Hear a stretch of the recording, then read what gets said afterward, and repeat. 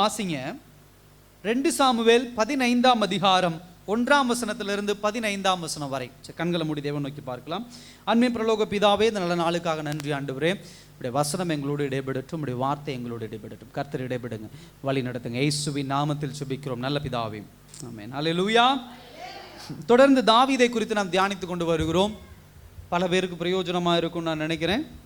தொடர்ந்து பார்க்காதவர்கள் நீங்கள் யூடியூப்பில் கூட தொடர்ந்து ஒரு சீரீஸாக நம்ம பார்த்துட்டு வரோம். இன்றைக்கி 12வது எபிசோடாக 12வது ஒரு காரியத்தை, பல காரியங்கள் உண்டு, ஒரு வருஷம் ஃபுல்லாக தியானிக்கலாம் தாவீதை குறித்து. ஆனால் ரொம்ப முக்கியமான காரியங்களை மாத்திரம் நம்ம எடுத்து என்ன பண்ணுறோம், தியானித்து கொண்டு வருகிறோம்.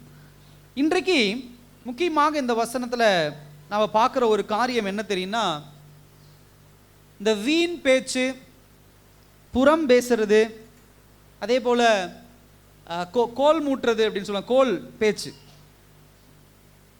காசிப் அப்படின்னு அழகாக ஒரு வார்த்தையில் நம்ம என்ன பண்ணிடலாம், ஆங்கிலத்தில் முடிச்சிடலாம். காசிப் அப்படின்னு சொன்னால் வீண் பேச்சு, குறை பேசுறது, தேவையில்லாத காரியங்களை குறித்து பேசுறது, இந்த மாதிரி பல காரியங்களை சொல்கிறது உண்டு. தெரியும் உங்களுக்கு. ஒருத்தரை பற்றி இல்லாத போது அவங்கள பற்றி என்ன பண்ணுறது, உட்காந்து கமெண்ட் அடிக்கிறது, அவங்கள குறித்து பேசிக்கிட்டு இருக்கிறது, கிண்டல் பண்ணுறது. ஒரு சில குடும்பங்கள் கணவன் மனைவிக்குள்ளே இந்த மாதிரி பிரச்சனைகள், பக்கத்து வீட்டுக்காரங்க, அந்த அம்மாவை பற்றி உனக்கு தெரியுமா, அந்த ஐயாவை பற்றி உனக்கு தெரியுமா, அந்த குடும்பத்தை பற்றி தெரியுமா, முதலாளியை பற்றி தெரியுமா, நம்ம மேனேஜரை பற்றி தெரியுமா, நம்ம கூட வேலை செய்கிற அந்த அம்மாவை பற்றி தெரியுமா, இந்த அம்மாவை பற்றி இப்படி பேசுகிற ஒரு விஷயம் உண்டு. இது சில நேரங்களில் நம்ம என்ன நினச்சிக்கிறோம், இது ஒரு பெரிய பாவமாக நம்ம நினைக்கிறது கிடையாது. இப்போ ஒரு விபச்சாரம் போல், ஒரு வேசித்தனம் போல், ஒரு திருட்டை போல், ஒரு கொலையை போல், இதை போல் நம்ம இதை நினைக்கிறது. இன்றைக்கி லைஃப் ஸ்டைல் அப்படி மாறிடுச்சு. டைம் என்ன பாஸ்டர் பண்ணுறது, ஃபோன் அதிக நேரம் பார்க்கணும், அதை விட்டுட்டா வேறு என்ன பண்ணுறது, யாரையாவது வச்சு என்ன பண்ணுறது, பேசிக்கிட்டு ஜாலியாக கமெண்ட் அடித்து கிண்டல் அடித்து, அவன் அங்கே தெரியுமா, அவங்கள பற்றி உங்களுக்கு தெரியுமா, இவங்கள பற்றி உங்களுக்கு தெரியுமா, இப்படி அந்த குடும்பத்தை பற்றி தெரியல, நேற்று அவங்க குடும்பத்தில் அப்படி ஒரு சண்டை தெரியுமா, அவளுக்கு அந்த அம்மாவுக்கு அது வேணும், அந்த ஆளுக்கு அது வேணும், அந்த பிள்ளைக்கு அது வேணும், அந்த குடும்பத்துக்கு அது வேணும். இப்படி தான் டைம் பாஸ் இன்னைக்கு உலகத்தில் இப்படி போயிட்டு இருக்கு. நம்மளும் அதில் ஐக்கியம் ஆயிடுறோம், தெரியாமல் நம்மளும் என்ன பண்ணிடுறோம், ஐக்கியம் ஆயிடும். இன்னைக்கு இது ஒரு பாவம் அப்படின்றது நம்ம என்ன பண்ணல, தெரிந்துக்கிறது இல்லை. சகோதர சகோதரியே, இந்த கோல் பேச்சு, வீண் பேச்சு, புறம் பேசுகிற பேச்சு பாவத்திற்கு வழிவகுக்கக்கூடிய ஒரு செயல். அந்த செயல், அதை குறித்து இன்னைக்கு அழுத்தம் திருத்தமாக சில காரியங்களை நம்ம என்ன பண்ண போகிறோம், நம்ம தியானிக்க போகிறோம். இந்த காசிப் அப்படின்னா என்ன, இந்த கோல் பேச்சு அப்படின்னு சொன்னால் என்ன அது என்ன, அந்த புறம் பேசுறதுனா என்ன அப்படின்னா, ஒரு 2-3 காரியம் வேத வசனத்தில் இருக்கிறத நான் கோட் பண்ணுறேன். என்ன அப்படின்னு சொன்னால், ரோமர் 1ஆம் அதிகாரம் 30ஆம் வசனத்தில் சொல்லப்படுவதில் புறம் பேசுகிறது அப்படியே சைலண்ட்டாக அப்படியே அமைதியாக என்ன பண்ணுறது, மெல்லிய பேச்சா என்ன பண்ணுவாங்க, பேசும். தெரியுமா உனக்கு, அந்த மாதிரி பைபிள் அப்படி சொல்லு. அதுக்கடுத்தது 2 தெசலோனிக்கேயர் 3ஆம் அதிகாரம் 11ஆம் வசனத்தில் சொல்லப்படுது, உங்களில் சிலர் யாதொரு வேலையும் செய்யாமல் வீண் அலுவற்காரராய். இது ஒரு வேலை. புறம் பேசுறது, காலையில் சாப்பிட்டு உட்காந்து துண்டை போட்டு பேசுகிற கூட்டம்லாம் உண்டு. புறம் பேசுறது, கோல் பேசுறது, அடுத்த குடும்பத்தை பற்றி பேசுறது, இது வச்சுக்கோங்க. புறம் பேசுறதுனாவே இதுக்குள்ளே எல்லாம் சேர்த்திக்கோங்க. இப்படி புறம் பேசுறதுக்குன்னு ஒரு கூட்டம் என்ன பண்ணுது உண்டு. அடுத்த ஒரு விஷயம் ஒருத்தர் எடுத்து வாசிங்க, 1 தீமோத்தேயு 5ஆம் அதிகாரம் 13ஆம் வசனத்தை வாசிங்க.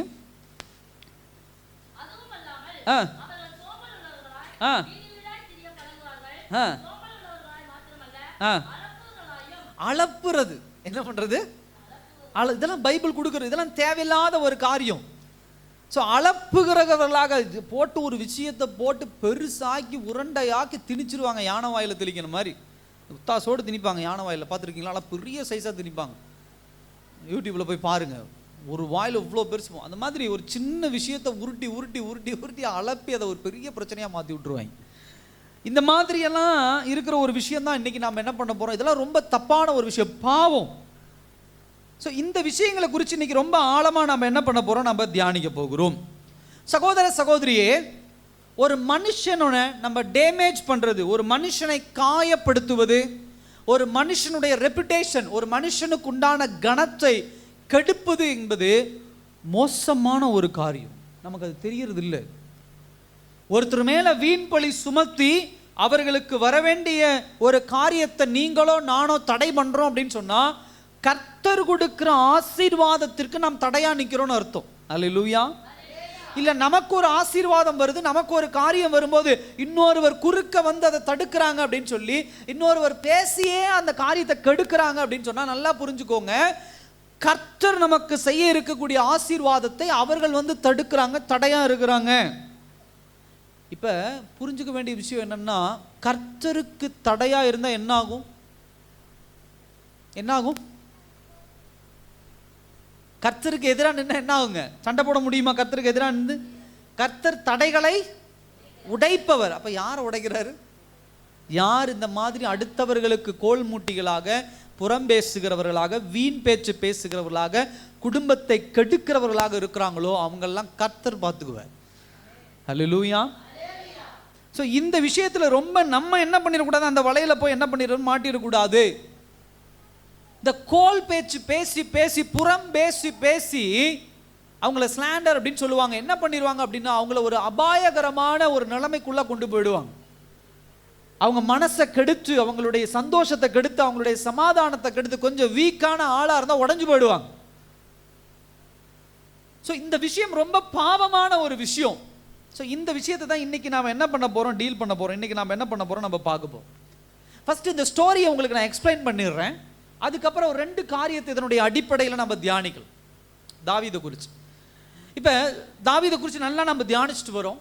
தாவீது, அந்த சம்பவம் நம்ம கடந்த வாரத்தில் பார்த்தோம். தாவீதினுடைய ஒரு மனைவியினுடைய ஒரு மகளை இன்னொரு மனைவியினுடைய ஒரு மகன் தாமாரை இன்னொரு மனைவியினுடைய மகனாகிய அம்னோன் என்ன பண்ணிடுறான், கெடுத்துடுறான். கெடுத்து என்ன ஆயிடுச்சு அப்படின்னு சொன்னால், அண்ணன் தங்கச்சியவே இது பண்ணுற மாதிரி ஆயிடுச்சு. அப்படி கெடுக்கும் போது என்ன ஆயிடுச்சு அப்படின்னா, கெடுக்கப்பட்ட அந்த தங்கச்சிக்கு ஒரு சகோதரன் இருக்கான், அந்த தாய்க்கு பிறந்த ஒரு சகோதரன், அவன் பேர் அப்சலோம். அவன் அப்சலோம் என்ன பண்ணிடுறான், இந்த அம்னோனை என்ன பண்ணிடுறான், தம்பியவே கொலை பண்ணிடுறான். கொலை பண்ணிட்டு என்ன பண்ணிடுறான், எங்கேயோ போய் என்ன பண்ணுறான், அவங்களுடைய தாத்தா வீட்டில் ஒளிஞ்சிருக்கிறான். செத்துப்போன அம்னோனுக்காக கொஞ்ச நாள் தாவீது கவலைப்படுறாரு. கவலைப்பட்ட உடனே செத்துப்போன அம்னோனை மறந்துட்டு அப்சலோமை குறித்து யோசிக்க ஆரம்பிக்கிறார்.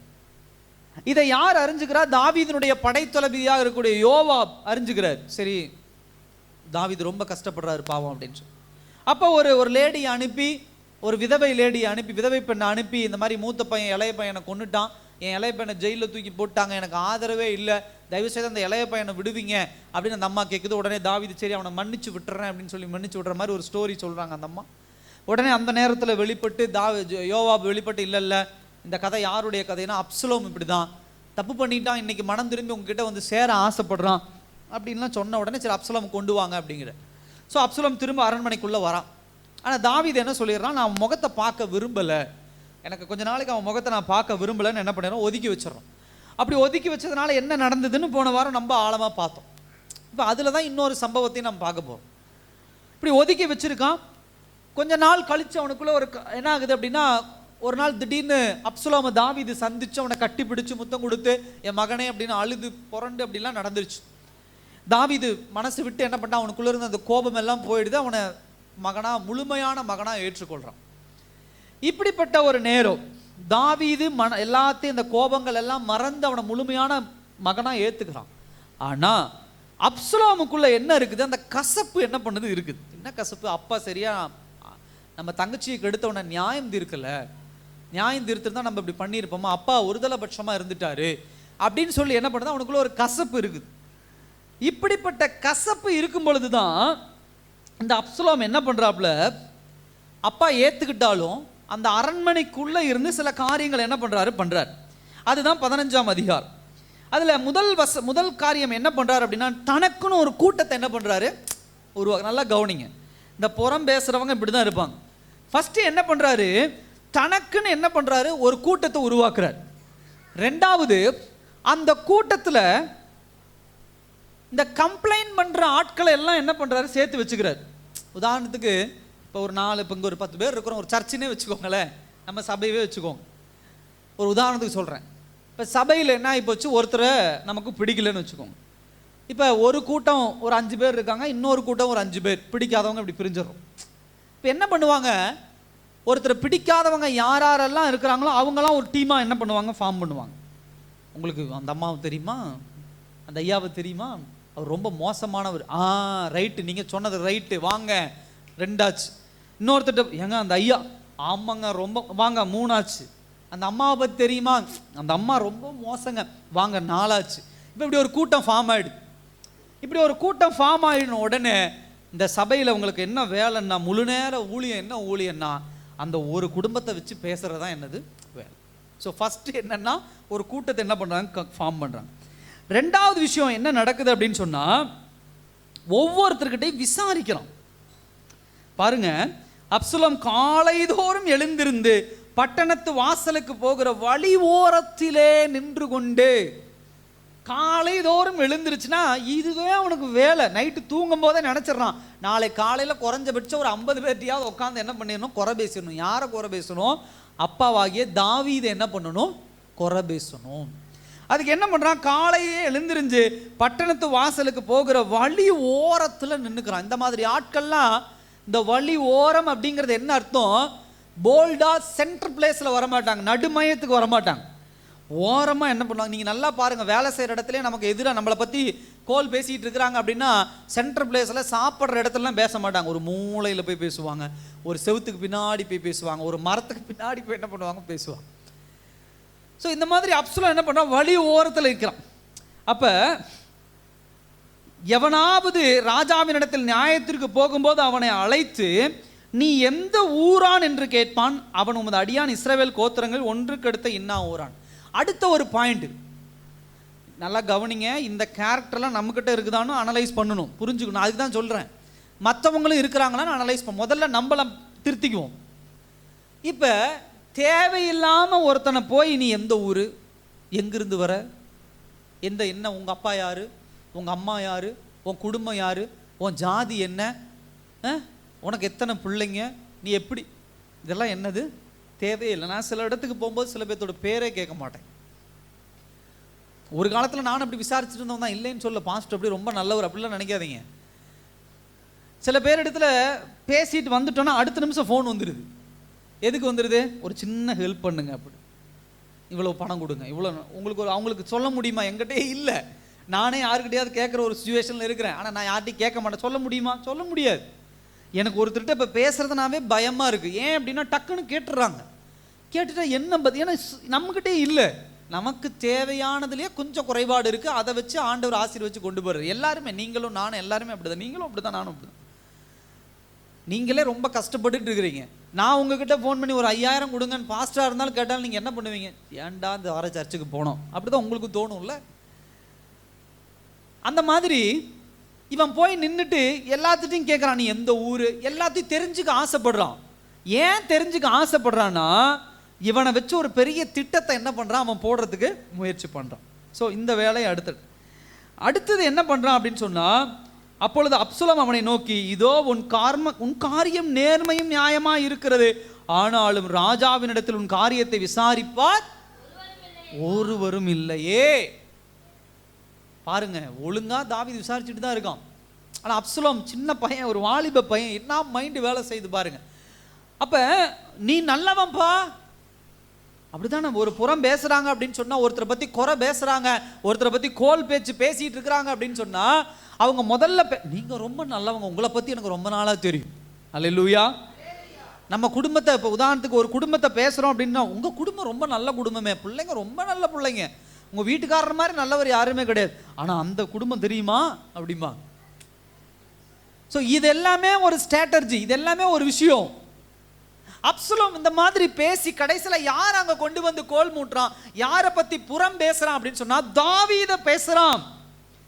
அதுக்கு அடுத்து 4ஆம் வசனத்தை சொல்றான், வழக்கு வியாஜனம் உள்ளவது எல்லோரும் என்னிடத்தில் வந்து நான் அவர்களுக்கு நியாயம் செய்யும்படி என்னை தேசத்தில் என்ன பண்ணுங்க, நியாயாதிபதிகளாக வைத்தா நலமாயிருக்கும்.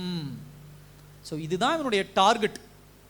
இதுக்கு இவன் போடுற பிளான் பாருங்க, எப்பேற்பட்ட பிளான், கோல் மூட்டுகிற ஒரு பெரிய பிளான் என்ன பண்றான் இந்த இடத்துல போடுறதை நம்ம பார்க்க முடியுது. சகோதர சகோதரியே, இந்த புறம் பேசுகிறவர்கள் இடத்துல ரொம்ப எச்சரிக்கையா இருக்கணும். ஏன் அப்படின்னு சொன்னா, இவர்கள் இந்த மாதிரியான காரியத்தை பேசி அவர்கள் சாதித்து கொள்ள ஏதாவது ஒரு காரியம் நம்ம இடத்துல இருக்கும். அதுக்கு தான் நம்மளை இப்படிப்பட்ட ஒரு குரூப் ஃபார்ம் பண்ண வைக்கிறாங்க. இதுக்கு சிக்னல் கொடுப்பாங்க, சைகையிலேயே பேசுவாங்க, ஃபோன் பண்ணி பேசுவாங்க, காஃபி கொடுப்பாங்க, சாப்பாடு கொடுப்பாங்க, அதை கொடுப்பாங்க, இதை கொடுப்பாங்க.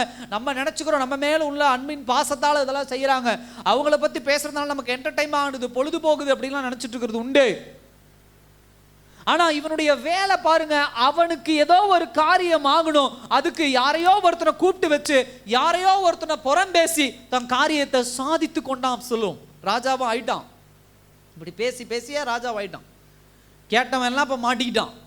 ஏன்னா அடுத்தது தாவீது ராஜா வந்தா என்ன யோசிச்சு பாருங்க. ஸோ இதுதான் விஷயம். இதுதான் இன்னைக்கு உண்டான ஒரு ஒரு மிகப்பெரிய ஒரு டைட்டிலு. ஸோ இன்னைக்கு 2 பாயிண்ட் நம்ம பார்க்க போறோம். இதை அடிப்படையாக வச்சு நான் ஒருவேளை புறம் பேசிட்டு இருக்கிறேன்னா, முதல் பாயிண்ட் என்னன்னா, நான் ஒருவேளை புறம் பேசிட்டு இருக்கிறேன்னா இப்போ நான் என்ன பண்ணணும், அதுதான் ஃபர்ஸ்ட் பாயிண்ட். இங்கே இருக்கிற நாம் எல்லாருமே, என்னையும் சேர்த்து சொல்கிறேன் பாஸ்டர், நான் சொல்கிறேன், நான் வந்துங்க எப்பயுமே யாரை பற்றியும் நான் பேச மாட்டேன். எங்கள் வீட்டில் நானும் என்னுடைய மனைவியும் எங்கள் வீட்டுக்குள்ளே இருக்கிற 4 செவத்தை பற்றி தான் பேசுவோம். பேசுகிறதுக்கே இடம் இல்லைனாலும் பரவாயில்ல, பூனை குருவி காக்காவை பற்றி தான் பேசுவோம்னு சொல்ல முடியாது. எங்களை பற்றி நாங்கள் பேசுகிறத காட்டிலும் சில நேரங்களில் மற்றவங்களை குறித்து நம்ம அதிகம் பேசுகிறது உண்டு. நம்ம எல்லாருமே அப்படி தான். அல்லேலூயா, ஆமாவா இல்லையா? நீங்களாம் யாரை பற்றி பேசுறது இல்லையா? நான் என்னமோ குற்றவாளி மாதிரி ஆகிட்டேனே, நான் வேறு ஒத்துக்கிட்டேனே என் பிரச்சனையை. சரி, எல்லாரும் பேசுறது உண்டு. 2 பேர் சேர்ந்தா என்ன பேசுவோம்? 3வது ஒரு ஆள் யாரையாவது அந்த அம்மாவை தெரியுமா, அந்த அம்மா அந்த வாங்கிச்சு தெரியுமா, அந்த அம்மா அந்த ஐயா அந்த பொண்ணாங்க தெரியுமா, இப்படி பேசுறது தான் உண்டு. இப்போ இந்த விஷயம் நல்ல விஷயமா கெட்ட விஷயமானா தேவ வசனம் சொல்லுது இது கெட்ட விஷயம். இந்த புறம் ஒரு ஆள் இல்லைன்னா அவங்கள பற்றி நம்ம பேசக்கூடாது. பேசலாம், என்ன பேசணும் ஏது பேசணும்னா அவங்கள குறித்து பேச வேண்டிய காரியம், அதை தான் ரொம்ப ஆழமாக நம்ம தியானிக்க போகிறோம். அப்போ முதல் பாயிண்ட் என்னன்னா, என்ன எனக்குள்ள அப்படிப்பட்ட காரியம் இருந்துச்சுன்னா நான் என்ன பண்ணணும், அதை ஒரு 4-5 பாயிண்ட் பார்க்க போகிறோம். ஃபர்ஸ்ட் என்னன்னா, இந்த புறம் பேசுவது, இந்த கோல் பேச்சு பேசுறத தீவிரமான வினையான பாவமாக பார்த்து அதை கடவுளிடம் அறிக்கையிட வேண்டும். அல்லேலூயா. முதல்ல உங்க மைண்ட் செட்டை எப்படி மாத்திக்கங்க. இந்த புறம் பேசுவது கோல் பேச்சு பேசுறதை என்னன்னு வச்சுக்கணும், பாவம்னு வச்சுக்கணும்.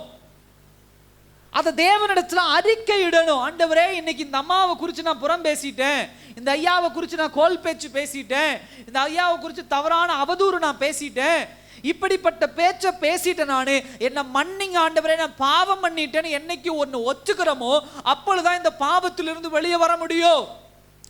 இந்த புறம் பேசுகிற பேச்சை நீங்களும் நானும் பாவம்னு ரெகக்னைஸ் பண்ணலன்னா கடைசி மரணிக்கும் வரை இதை பேசிக்கிட்டே தான் உட்கார்ந்துருப்போம்.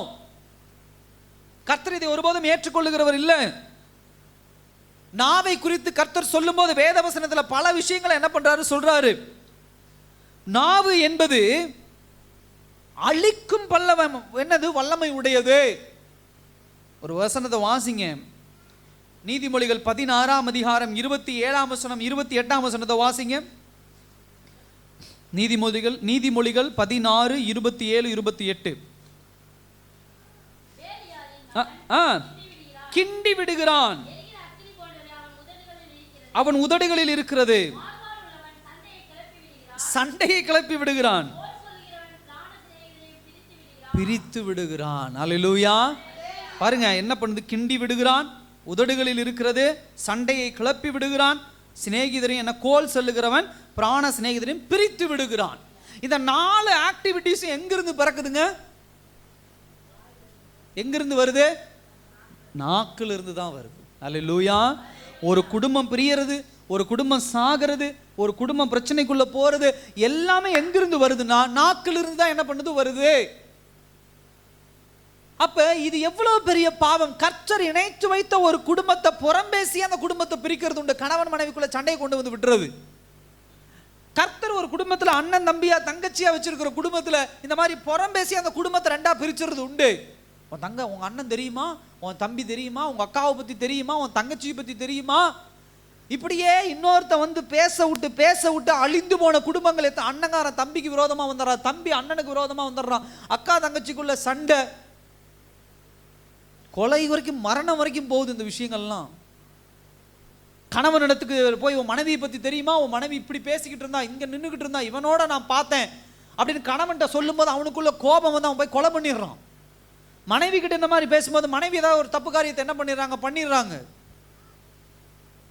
ஏன் அப்படின்னா இதை நம்ம பாவம் நம்ம நினைச்சுக்கிறோம். ஏதோ அவங்களுக்கு நல்லது பண்றோம், ஒரு காரியத்தை சொல்றோம் அப்படின்னு சொல்லி என்ன பண்ணிடுறோம் நினைச்சுக்கிறோம். ஃபர்ஸ்ட் இந்த காரியத்தை எப்படி புரிஞ்சுக்கணும் அப்படின்னா, பாவம்னு என்ன பண்ணும் புரிந்து கொள்ள வேண்டும். நம்ம எப்ப இதை பாவம்னு புரிஞ்சுக்கிறோமோ அப்பதான் இந்த பாவத்தை நாம் ஜெயிக்க முடியும். இந்த உலகத்துல இந்த புறம் பேசுறது, கோல் மூட்டுறது, இந்த வேலையெல்லாம் நமக்குள்ள வராது. அவதூறு பரப்புகிற வேலையெல்லாம் என்ன பண்ணாது, வராது. வாயை எதுக்கு பயன்படுத்தணுமோ அதுக்கு மாத்திரம் தான் பயன்படுத்தணும். நாக்கை எதுக்கு பயன்படுத்தணுமோ அதுக்கு மாத்திரம் தான் பயன்படுத்தணும். குத்துச்சண்டை வீரர்களை பார்க்குறோம், டிவியில் உட்காந்து பார்க்குறோம். அந்த ரிங்குக்குள்ள ஏறினதுக்கு அப்புறம் அந்த அம்பையர் ஓகே ரெடின்னு சொன்னதுக்கு அப்புறம் தான் கையை வச்சு என்ன பண்ணும், குத்து நீ சண்டை போடணும். கேஸு கிடையாது, ஒன்றும் கிடையாது, மண்டை உடையும் பார்க்குறோம். சில நேரத்தில் மரணித்து போகிறவர்கள் உண்டு. அதே கையை வச்சுட்டு ரிங்கை விட்டு வெளியே இறங்கி நான் குத்துச்சண்டை வீரன், அங்கே குத்துனம் பாருன்னு இங்கே குத்துனானா என்ன ஆகும், செத்துருவாங்க. அது ரைட்டு, என்ன நடக்கும், போலீஸ் பிடிச்சிட்டு போயிடும். அவனுக்கு எங்கே குத்த அனுமதி உண்டு, ரிங்குக்குள்ளே மாத்திரம் தான் நீ குத்திக்கணும். அந்த வளையத்துக்குள்ளே சண்டை போட்டுக்கும். வெளியே வந்துட்டு அந்த கை பலனையெல்லாம் வச்சுட்டு வேற யாரும் என்ன பண்ணக்கூடாது, நீ அடிக்கக்கூடாது. அதே போல தான் நாக்கு. கர்த்தர் எதுக்கு நாக்க கொடுத்திருக்கிறாரு, எதுக்கு வாயை கொடுத்திருக்கிறாரோ அதுக்கு மாத்திரம் பயன்படுத்தணும். இந்த தேவையில்லாம கோல் மூட்டுறது, புறம் பேசுறது, அவதூறு பேசுறது, ஒருத்தர் இல்லாத போது அவர்களை குறித்து பேசுறது, இதெல்லாம் ஆகாத ஒரு காரியம். இது பாவம். ஏன்னா யாக்கோபு புத்தகத்தில் 1ஆம் அதிகாரம் 26ஆம் வசனத்தை சொல்றாரு, உங்களில் ஒருவன் தன் நாவை அடக்காமல் தன் இருதயத்தை வஞ்சித்து தன்னை தேவ பக்தி உள்ளவன் என்று எண்ணினால் அவனுடைய தேவ பக்தி என்னவா இருக்கும். நாக்க அடக்காம நீங்க ஆண்டவருடைய பிள்ளைன்னு சொன்னீங்கன்னா அது எப்படிப்பட்டதுன்னு சொல்றாரு, வீணா இருக்கும் அப்படிங்கிறார். ஃபர்ஸ்ட் நான் ஜெபம் பண்றேன், வேத வசனம் வாசிக்கிறேன், காணிக்க சொல்லித்தரேன், பயபக்தியா இருக்கிறேன். சரி, அதே சமயத்துல வேலை முடிஞ்சு அரை மணி நேரம் 1 மணி நேரம் டைம் கிடைக்கும், 4 பேரை பற்றி பேசினாதான் எனக்கு தூக்கம் வரும். இங்கிருந்து ஃபோன் போட்டு பேசினாதான் எனக்கு தூக்கம். இந்த அம்மாவை தெரியுமா உனக்கு, இந்த அம்மா குடும்பத்தில் தெரியுமான்னு பேசினாதான் எனக்கு நிம்மதி வரும். இது ஆண்கள் பெண்கள் அப்படின்லாம் பிரித்து பார்க்க முடியாது. எல்லாரும் இந்த தொழிலில் இருக்கிறோம், இந்த வேலையில் இருக்கிறோம். குழந்தைங்க, அதாவது ஸ்கூல் படிக்கிற பிள்ளைகள்ல இருந்து எல்லாருமே இந்த வேலையை பண்ணுறது உண்டு. இது பாவம். நாம அடக்கணும். எதுக்கு பேசணும், எதுக்கு ஒருத்தரை பத்தி தேவையில்லாம பேசுறது நமக்கு ஆகாத ஒரு காரியம். அதை பேசவே என்ன பண்ணக்கூடாது, நம்ம இருக்கக்கூடாது. நாக்க இந்த லூசா விட்டுறதுங்கிற மாதிரி என்ன பண்ணக்கூடாது. ஏன்னா இந்த நாக்கு என்ன பண்ணுது, கொஞ்சம் கொஞ்சமாக பிசாசினுடைய கைப்பாவையா மாறிடுது. நீங்க நினைச்சுக்கிறீங்க நான் ஆண்டவருக்குள்ள பக்தி வைராக்கியமா இருக்கிறேன்னு. இல்ல, இந்த நாக்கை வச்சு ஒரு குடும்பத்தை பிரிக்கிறோம், ஒரு குடும்பத்துல சண்டையை மூட்டி விடுறோம், ஒரு குடும்பத்துல தேவையில்லாத பிரச்சனைகளை கொண்டு வரோம். தப்பே செய்யாத தாவீதை குறித்து அப்சலோம் அந்த நாக்கை வச்சு அவதூறு பரப்பிட்டு இருக்கிறோம். இது பாவம். கர்த்தர் அனுமதிக்கல இந்த மாதிரியான காரியத்தை. முதல் பாயிண்ட் இது. ரெண்டாவது விஷயம் என்ன அப்படின்னா, இந்த கோல் மூட்டுகிற பழக்கம், இந்த அவதூறு பேசுறது, புறம் பேசுறத உங்கள் வலிமையில் வெல்ல முடியாது என்பதை என்ன பண்ணும், உணர்ந்து கொள்ளணும். அல்லேலூயா. நான் கண்ட்ரோலா இருந்துருவேன் அப்படின்னு நீங்க என்னைக்குமே என்ன பண்ணக்கூடாது. சில நேரத்தில் நம்ம பண்ற தவறு அதுதான். எல்லா விஷயத்தையும் நான் கண்ட்ரோல் பண்ணிடுவேன்னு எடுக்கிறான் பார்த்தீங்கன்னா அவன் எல்லாம் தோத்து தான் போவான். என் குடும்பத்தை கண்ட்ரோல் பண்ணிடுவேன், என் மனைவியை கண்ட்ரோல் பண்ணிடுவேன், என் பிள்ளைகளை கண்ட்ரோல் பண்ணிடுவேன், தொழிலை கண்ட்ரோல் பண்ணிடுவேன், என் வியாபாரத்தை கண்ட்ரோல் நான் நின்னா எல்லாத்தையும் சாதிச்சிருவேன்.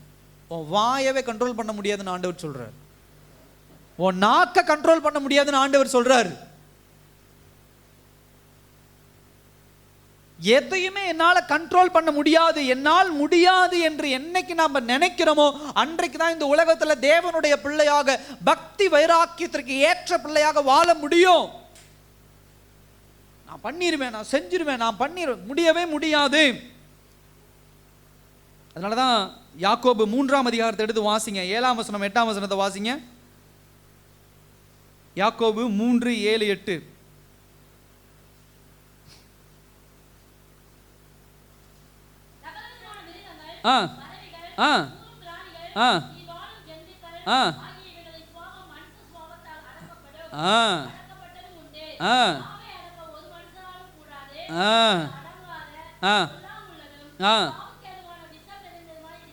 அல்லேலூயா. விஷம்னா என்னங்க, விஷம்னா என்ன சொல்லுங்க பார்க்கலாம். விஷம்னா விஷம், இட்லினா இட்லி, தோசைனா தோசை, அப்படி அந்த மாதிரி. விஷம்னா என்ன, விஷம். விஷம் என்ன பண்ணுமா, இல்லை விஷம் என்ன பண்ணிடும், ஆளை முடிச்சிரும். அப்ப நாவை கொண்டு போய் எதுல விடுறாரு? விஷத்தோட விடுறாரு. அப்ப சாவை கொண்டு வரும் அப்படிங்கிறாரு. அதுல முன்னாடி சொல்றாரு பாருங்க, மிருகங்கள், பறவைகள், ஊரும் பிராணிகள், நீர்வாழும் ஜந்துக்கள் இவை எல்லாம் யாரால் அடக்கப்படுமா? மனுஷனால் அடக்கப்படும். யானை அடக்கிடணும். சிங்கத்தை சர்க்கஸில் பார்த்துட்டு இருந்தோம் ஒரு காலகட்டத்தில். வானா வருது, போனா போது, ஏறி உட்காருனா ஏறி உட்காருது. புளியை அடக்கிறாங்க இன்னைக்கு, பாம்பு அடக்கி கையில் வச்சிருக்கிறாங்க. அத்தனை வருஷத்துக்கு முன்னாடி ஆண்டவர் தெளிவாக சொல்லிட்டாரு, எல்லாத்தையும் நீ அடக்கிடலாம்டா, ஆனால் எதை அடக்க முடியாது? ஓ நாக்க உன்னால் அடக்க முடியாது. ஓ நாக்கையே உன்னால் அடக்க முடியலன்னா உன் மனைவி நாக்கு அடக்க முடியுமா? உன் கணவனுடைய நாக்கு அடக்க முடியும்? வாயை மூடு, சும்மா பேசாத, முடியவே முடியாது. அப்போ என்ன பாஸ்டர் பண்ணுறது? சிம்பிளான விஷயம், உங்கள் வலிமையில் எதையுமே அடக்க முடியாது, வெல்ல முடியாதுன்னு நீங்கள் முடிவு பண்ணிட்டீங்கன்னா நீங்கள் எங்கே போக ஆரம்பிச்சிருவீங்க? சூனியம் பண்ண போயிடும் பாஸ்டர். அப்படியா? சில பேர் அப்படி தான், மனைவி அடங்கலை. என்ன பண்ணுறீங்க? 10 பழம் வாங்கிட்டு போயிட்டோம்ல கொல்லிமலை, உருட்டுன்னு உருட்டி மூளையில் படுக்க வச்சிட்டோம்ல, அப்படி ஒன்று பேசுறது உண்டு. அப்படி இல்லை. என் வல்லமையால் ஒன்றும் முடியாதுன்னா எங்கே போயிடும்? ஆண்டவருடைய சமூகத்துக்கு போயிடும். ஆண்டவர் நீங்கள் பார்த்துங்க. அல்லேலூயா. என் மனைவி நீங்கள் பார்த்துங்க, என் கணவனை நீங்கள் பார்த்துங்க, என் தாய் தகப்பனை நீங்கள் பார்த்துங்க, என் கூட வேலை செய்கிறவன் போயிடணும் ஆண்டவருடைய சமூகத்துக்கு.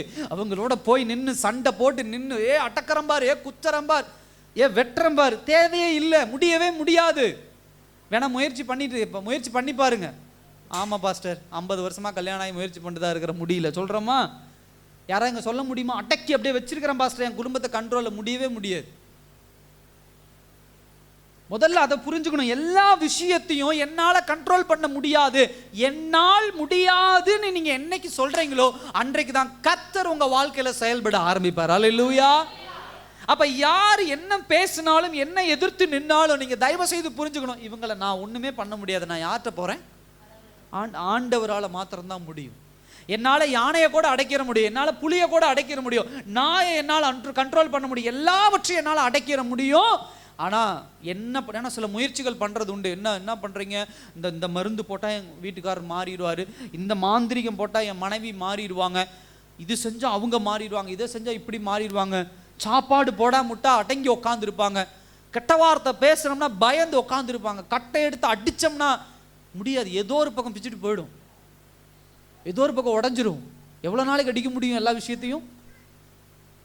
அப்போ என்னதான் பாஸ்டர் பண்ணுறது? என் கோவம் வந்துருச்சு, என்னதான் பண்ணுறது? போய் தேவ சமூகத்தில் உட்காந்துரு, அந்த இடத்துல இருக்காது. ஆண்டவர்கிட்ட ஒப்பு கொடுத்துரு. ஆண்டவரே இப்படி பிரச்சனை இருக்கு, பேசிக்கிட்டே இருக்கிறாங்க, நீங்க பாத்துங்க ஆண்டவரே, நான் பேச திரும்ப என்னால் முடியல. அப்ப என்னால முடியாது என்று சொல்லி என்றைக்கு தேவ சமூகத்துக்கு போறோமோ அன்றைக்கு தான் கர்த்தர் நம்முடைய வாழ்க்கையில் என்ன பண்ணுவார்? செயல்பட ஆரம்பிப்பார். இரண்டாவது விஷயம். மூன்றாவது, நீதியின் கருவியாக உங்கள் நாவை என்ன பண்ணும்? கடவுளுக்கு என்ன பண்ணிடணும்? சரண்டர் பண்ணிடணும், கொடுத்துடணும், இன்ஸ்ட்ருமெண்டா கொடுத்துடணும், சப்மிட் பண்ணிடணும். இந்த நாக்கு எதுக்காக? தேவனுக்குன்னு பயன்படணும் அப்படின்னு ஒப்பு கொடுக்கணும் வாயை. ஒரு வசனத்தை வாசிங்க, நீதிமொழிகள் 12:18 வாசிங்க. நீதிமொழிகள் 12:18.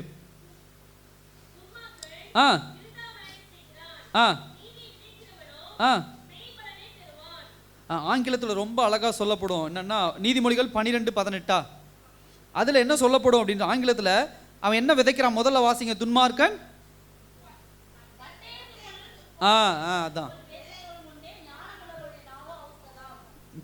பட்டயத்து, மறுபடியும் வாசிங்க, பட்டய குத்துக்கள் போல் பேசுகிறவர்கள் உண்டு. ஔஷதம் அப்படின்னு சொன்னா ஹீலிங், சுகமாக்குகிற மாதிரி பேசுவாங்களாம். நீங்க பேசுற பேச்சு தான் நீ துன்மார்க்கனா நீதிமானான்னு என்ன பண்ணு? நியாயம் தீர்க்கும். ஆண்டவர்கிட்ட நான் நீதிமான், ரொம்ப பரிசுத்த ஞானஸ்தானம் எடுத்துட்டேன், திருவிருந்து எடுத்துட்டு இருக்கிறேன், நான் அப்படி இருக்கிறேன், நான் வந்து ஒரு ரைச்சஸ் பர்சன், நான் நீதிமான், நான் பொய் சொல்றது இல்லை பாஸ்டர், நான் அப்படி இல்லை பாஸ்டர், இப்படி இல்லை, அது இல்லை. உங்களுடைய பேச்சு தான் நீங்க உங்களை யாருன்னு தீர்மானிக்குது. நான் சொல்ல, பைபிள் சொல்லுது, துன்மார்க்கனுடைய வார்த்தை என்ன பண்ணுமா? காயத்தை உண்டு பண்ணும். ஞானவானினுடைய வார்த்தை என்ன பண்ணுமா? ஔஷதம் அப்படின்னு சொன்னா ஹீலிங், சுகமாக்கும் ஒரு விஷயத்தை. நீங்க நீதிமான் அப்படின்னு சொன்னா நீங்க பேசுற பேச்சு ஆப்போசிட் சைடுல என்ன காயத்தோடு வந்தாலும், என்ன பிரச்சனையோடு வந்தாலும் அவங்களை சுகமாக்குமா? கோல் மூட்டுறது சுகமாக்கும். எவ்வளோ காயப்படுத்தும் மற்றவங்கள, புறம் பேசுறது எவ்வளவு காயப்படுத்தும் உங்களுக்கு தெரிஞ்சா? உங்களுக்கு யார் அந்த தைரியத்தை கொடுத்தது? அவங்கள பத்தி தப்பா பேசுறது, அவங்களுடைய குடும்பத்தை பத்தி தப்பா பேசுறது, அவங்களுடைய நடவடிக்கை இருக்கட்டும், அவங்க தப்பு செய்யட்டும், அதை ஆண்டவர் பார்த்துட்டு போறார். யாராவது வந்து சொல்றாங்க உங்ககிட்ட, ஏங்க அந்த அம்மா அப்படி, அது அவங்க பிரச்சனைங்க, எனக்கு அது தேவையில்லை. உங்க வீட்டுக்காரரை பத்தியா ஒருத்தர் வந்து குறை சொல்றாங்க, உங்க வீட்டுக்காரர் இப்படி, அது அவரு பிரச்சனைங்க, பார்த்துட்டு போறாரு. என்ன உன் புருஷனை குறிச்சு உனக்கு கவலை இல்லையா? நான் கவலைப்பட்டு என்ன நடக்க போகுது? உங்ககிட்ட கவலைப்பட்டு சொல்றவங்ககிட்ட கவலைப்பட்டு நான் என்ன நடக்க போகுது? அப்ப நான் என்ன பண்ணும்? உங்க புருஷனை பத்தி இப்படி ஒன்று சொல்றாங்க, ஒரு விஷயம் நடந்திருக்கு, உங்க மனைவியை பத்தி ஒரு விஷயம் சொல்றாங்கன்னா அவங்க அப்படின்னு கேட்டா அஞ்சு காரியம் சொல்லிட்டு ஆறாவது காரியம் அந்த அம்மா சொல்லும், நீ கிளம்பிடு, ஒரு 2000 ரெடி பண்ணிடு. எனக்கு தெரிஞ்ச ஒரு அம்மா இருக்குது, போய் ஒரு மைய வாங்கிட்டு வந்து 4 பக்கம் தடவனம்னா என்ன பண்ணிடுவார்? உங்க வீட்டுக்காரர் வீட்லயே இருந்துருவார், உன் மனைவி வீட்லயே இருந்துரு. முடிஞ்சுதா? அந்த அம்மா ஒரு அமௌண்ட் பார்த்துரும். எந்த மைய தடவுனாலும் வீட்டில் வச்சுட்டு இருக்க முடியாது. அப்புறம் என்ன ஆகும்? மைய தடவணும்னா ஒரு மாதம், பிசாசு தானே, அது வேலை செய்யும். ஒரு 10 நாள் 1 மாதம் அடங்கி இருப்பார் உங்கள் வீட்டுக்காரர். அந்த மை வேலை முடிஞ்சு பிசாசு கிளம்பிடும். மறுபடியும் போகலாம். இப்படி பல குடும்பங்கள் சொத்தை இழந்து கிடக்குது. மாதம் 5000க்கு எங்கே போகிறது? லட்சக்கணக்கில் செலவு பண்ணுறவங்க உண்டு, சூனியம் பண்ணிட்டு இருக்கிறவங்க உண்டு. சகோதர சகோதரி, அதுக்கு தான் நான் சொல்கிறேன், நீதியின் கருவியாக பயன்படுத்துங்க. அவங்க உங்ககிட்ட வந்து உங்க மனைவியை குறிச்சோ உங்க கணவனை குறிச்சோ சொல்றாங்கன்னா அது ஒரு எச்சரிக்கை எடுத்துக்கோங்க. நான் வேண்டான்னு சொல்ல, அதை கவனம் எடுக்க வேண்டாம், அதை கேட்காதீங்களான்னு சொல்ல. சொல்றாங்க, சரிங்க, அதை எங்க வீட்டுக்காரர் பார்த்துட்டு போறாரு, விடுங்க. வீட்டுக்காரர் பண்றாரா? கடவுள் பார்த்துட்டு போறாரு, விட்டுருங்க. அது ஒரு அழகான ஒரு வார்த்தை, முடிச்சிடணும். எங்க பார்த்தீங்க, எங்க நின்றுட்டு இருந்தாங்க, யாருக்கிட்ட பேசுனாங்க, எதுக்கு பேசுனாங்க, என்ன பேசுனாங்க, வாய்ப்பு கொடுக்காதீங்க. உடனே அங்கே கோவப்பட்டு வாயில வார்த்தையை விட்டு, அவன் அப்படித்தான், அந்த அம்மா அப்படித்தான், அந்த பிள்ளை அப்படித்தான், அப்படிலாம் பேசக்கூடாது. நீதியின் கருவியாகனா ஒரு மனிதனை அவன் பேசினானே அவனுக்குள்ள இருக்கக்கூடிய புண்ணை ஆற்றுகிற வார்த்தைகளா என்ன பண்ணு வரணும்.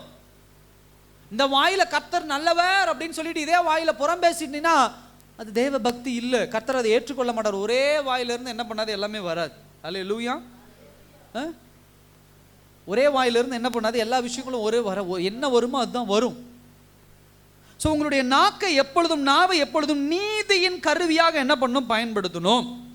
அடுத்த ஒரு விஷயம் என்னன்னா, கிறிஸ்துவுக்குள் மற்றவர்களை கட்டி எழுப்புவதற்கு உறுதியா இருங்கள், அவற்றை என்ன பண்ணாதீர்கள்? இடித்து போடாமல் இருங்கள். ஒரு வசனத்தை வாசிங்க, எபேசியர் 4:29 வாசிங்க. எபேசியர் 4:29.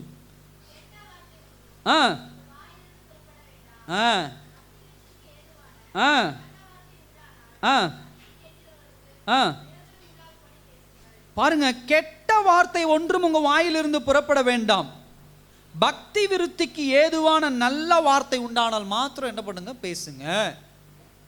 சகோதர சகோதரியே, அதுதான் இந்த பாயிண்டுடைய மெயின். ஆண்டவருக்குள்ள ஒருத்தரை கட்டி எழுப்பணுமோ தவிர அவன் கொஞ்சம் நஞ்சமா ஆண்டவருக்குள்ள வரவனையும் உடைச்சு போட்டுறக்கூடாது. இன்னைக்கு ரட்சிக்கப்பட்டு நீங்களும் நானும் எத்தனை பேர் கெட்ட வார்த்தை பேசிட்டு இருக்கிறோம்? இன்னைக்கு புறம் பேசுறது ஒரு கெட்ட வார்த்தை பேசுறதா? என்னத்தை பேசுறோம்? நம்ம நல்ல விஷயத்தையா பேசுறோம்? அந்தரங்கமான அவங்க குடும்ப அந்தரங்க விஷயங்களை பேசுறது உண்டு, அவங்க குடும்பத்தில் கூட பிரச்சனைகளை குறித்து பேசுறது உண்டு, அவங்க வாங்கின பொருட்களை குறித்து பேசுறது உண்டு, அவதூறு பேசுறேன்னா கெட்ட வார்த்தைகள் குறித்து பேசுறது உண்டு. நம்ம இன்னொரு இடத்துல பேசும்போது ரொம்ப கவனமா பேசணும். நீங்க நினைச்சுக்கிறீங்க நம்ம 2 பேரும் சேர்ந்து பேசுறோம் அப்படின்னு சொல்லி, இல்ல. நீ பேசுறது அனைத்தையும் நீ யாரை குறித்து பேசுறியோ அவங்ககிட்டே கொண்டு போய் வச்சிருவோம், ஆப்போசிட்ல இருக்கிற ஒரு ஆள். ஏன்னா உனக்கும் அவனுக்கு ஒரு நாள் சண்டை வரும். அப்ப நீ இன்னைக்கு அதை சொன்ன அவங்ககிட்ட போய் சொல்லிடுவோம். நமக்கு எதுக்கு அந்த வேலை? நாளைக்கு அவன் ஆண்டவருக்குள்ள வரதுக்கு நீங்க போய் சுவிசேஷம் சொன்னீங்கன்னா, ஒருவேளை அவன் சபைக்குள்ள வந்து வேத சத்தியத்தை கேட்கறேன்னா, இந்த அம்மாவே மனம் திரும்பல, நான் எங்கத்த போய் மனம் திரும்பன்னு பின்மாற்றத்துல போயிடுவோம், இடிச்சு போட்டுடுறோம் தேவ சத்தியத்துக்குள்ள கொண்டு வராம. அப்ப பேசுற வார்த்தைகள் இன்னொரு இடத்துல நீங்க பேசுறீங்கன்னா பக்தி விருத்திக்கு ஏதுவான வார்த்தை, அதாவது தேவ சமூகத்துக்குள்ள கொண்டு வர மாதிரி அவங்க கிட்ட பேசணும். நம்முடைய நடவடிக்கைகள் அப்படி இருக்கும்போது அவங்களே இன்ஸ்பயர் ஆயிடுவாங்க, அவங்களே நம்மகிட்ட இருந்து ஒரு தாக்கத்தை எடுத்துருவாங்க. அவங்க சேங்கப்பா யாரை பத்தியும் பேசுறது இல்லை, ஒரு குறை பேசுறது இல்லை, ஒரு கெட்ட வார்த்தை பேசுறது இல்லை, ஒரு தப்பான காரியத்தை பேசுறது இல்லை. எப்படி நம்ம இப்படி இருக்குது? எப்படி ஏங்க நீங்க எப்படி இப்படி இருக்கிறீங்க? நான் கூட நிறைய பேர்த்த பத்தி உங்ககிட்ட கமெண்ட் பண்ண வந்த போதெல்லாம் இல்லை, அதெல்லாம் வேண்டான்னு சொல்லி விடுறீங்க, எப்படி இப்படி இருக்கிறீங்க சொல்லுங்க. அப்படி அப்பதான் சொல்லணும், என் ஆண்டவர்னு ஒருத்தர் உண்டு, நான் அவர்கிட்ட நிறைய பேசுவேன், அவர்கிட்ட நிறைய நான் பகிர்ந்து கொள்ளுவேன். அவர் நல்ல தெய்வம். சுவிசேஷம் சொல்ல ஒரு வாசல் அங்கே என்ன பண்ணும், திறக்கும். ஒருத்தனை கட்டுவதற்கு அங்கே திறக்கும். அவன் கொஞ்ச நெஞ்சம் வந்தாலும் அவன் முன்னாடி கெட்ட வார்த்தை பேசி, தப்பான வார்த்தைகள் பேசி, எச்சா இது என்ன வாழ்க்கைன்னு அவன் போயிடுவான். கிறிஸ்தவர்கள் ரொம்ப கவனமாக இருக்கணும். நம்ம ஒன்றும் முடியாது, ஐயோ இந்த சர்ச்சுக்கு வந்து நான் படுற பாடு, கோபத்தில் ஒரு வார்த்தை கூட பேச முடியல அப்படின்னு நினைக்கிறது உண்டு. நல்லா கவனிங்க, கோபம் வர்றது உண்டு, பேசுறது உண்டு. ஆனால் என்ன பேசுங்கிறதுல ஒரு கண்ட்ரோல் இருக்கணும். கணவன் மனைவிக்குள்ள சண்டை வருதுன்னா கெட்ட வார்த்தை ஒழிக்க கூடாது வீட்டுக்குள்ள இருந்து. பக்கத்து வீட்டுக்காரன் எப்படி ரட்சிக்கப்படுவான்? பக்கத்து வீட்டுக்காரனோட சண்டை வராதானா கண்டிப்பாக சண்டை வரும், வராமலாம் இருக்காது. சண்டை ஏதாவது ஒன்று பேசுனா ஒரு வார்த்தை போட்டு ஒரு வார்த்தை வரும். பட் எந்த வார்த்தையை நம்ம பேசுகிறோங்கிறது முக்கியம். குப்பையை தள்ளி உங்கள் ஏன் குப்பையை தள்ளாதீங்க இப்படி பேசுறதுங்கிறது வேறு. உடனே ஏபிசிடியிலிருந்து ஆரம்பித்து கெட்ட கெட்ட வார்த்தைகளை பேசும்போது அவங்க அடுத்த வார்த்தை, நீலாம் சர்ச்சுக்கு என்னத்துக்கு போகிற, சர்ச்சுக்கு நீலாம் கிறிஸ்டின், ஆமாம் கிறிஸ்டின். உடஞ்சுதான் வீடு. உங்கள் ஜீவி அங்கே, யாரும் உங்களை குறித்து ஆண்டவர்கிட்ட போய் கெட்ட பேர் சொல்ல வேண்டிய அவசியம் இல்லை. அங்கேயே சாட்சி கொடுத்துட்றாங்க, ஆன் த ஸ்பாட்டில் கொடுத்துட்றாங்க, நீ பரலோகத்துக்கு தகுதி இல்லாத ஆளுன்னு.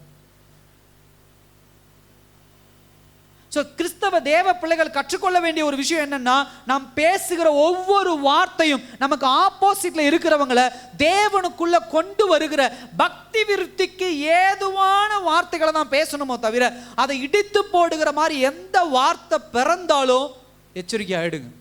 நம்ம நாக்கை கண்ட்ரோல் பண்ணணும், நம்முடைய வாயை என்ன பண்ணணும், கண்ட்ரோல் பண்ணணும் அப்படின்னு சொல்லி. உங்களுக்கு தெரியும்ல, ஒரு பழம் கெட்டு போச்சு, டக்குன்னு எடுத்து வாயில போட்டுறோம், என்ன பண்ணுவீங்க?